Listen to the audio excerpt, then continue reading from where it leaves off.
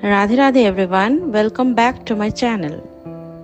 इंसान जैसे जैसे बड़ा होते जाता है उसके कंधों पर जिम्मेदारी वैसे वैसे बढ़ती रहती है। समय बीत जाता है, धीरे धीरे करके हम जिम्मेदारियां उठाना सीख जाते हैं, लेकिन अचानक से जब हमारे ऊपर कोई जिम्मेदारी आ जाती है, हम अगर प्रिपेयर्ड नहीं रहते हैं तो हम बहुत ज़्यादा टेंशन में पड़ जाते हैं। इसी वजह से मैं जब छोटी थी तो मेरी मम्मी ना मुझे थोड़ा थोड़ा करके खाना बनाना सिखाती थी।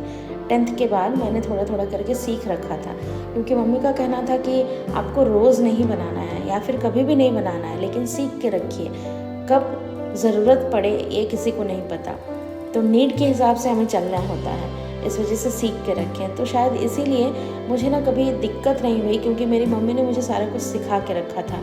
तो जब भी ज़रूरत पड़ती थी तो हम लोग मैनेज कर लिया करते थे, क्योंकि न्यूक्लियर फैमिली है तो शहर में हम ही लोग रहा करते हैं। तो मम्मी की तबीयत ख़राब होती है तो या होती थी तो मुझे ही देखना पड़ता था। अभी की तो बात अलग है, अभी जैसे कल से मम्मी की तबीयत ठीक नहीं है, आज का सारा खाना मैं बना रही हूँ, लेकिन मुझे कोई परेशानी नहीं हो रही है, क्योंकि मम्मी ने मुझे बचपन से ही सिखा कर रखा है कि कैसे क्या करना है। ये तो रही आज की बात, लेकिन पहले, आज से बहुत साल पहले जब मैं स्कूल में थी या स्कूल से थोड़ी बड़ी हुई, कॉलेजेस में चली गई, तो तब भी मुझे कोई इशू नहीं होता था, मैं सारा कुछ कर लिया करती थी, क्योंकि मम्मी ने मुझे सिखा कर रखा था। तो मेरा भी ये मानना है कि अपने बच्चों को ना हमेशा नीड ऑफ द टाइम के हिसाब से हमें चलना सिखाना पड़ेगा, और कुछ तो समय उन्हें सिखा देगा और कुछ हमें उन्हें सिखाना पड़ेगा, ताकि लाइफ में कोई भी चैलेंज आए तो वो लोग घबराए नहीं। जैसे आज मैंने इतनी सारी सब्जियां बनाई, साथ में मैंने यहाँ पर दही बैठाया, तो मेरा सारा काम सही से हो गया। मैंने अपने बेटे को भी पढ़ा लिया, मम्मी की भी देख रेख कर रही हूँ, सारी चीज़ें बहुत अच्छी तरीके से जल्दी जल्दी हो गई। लेकिन हाँ, आज एक प्लस पॉइंट ये था कि मैंने अपने मम्मी के सिखाए हुए चीज़ों को बड़े ही आसानी से बना लिया।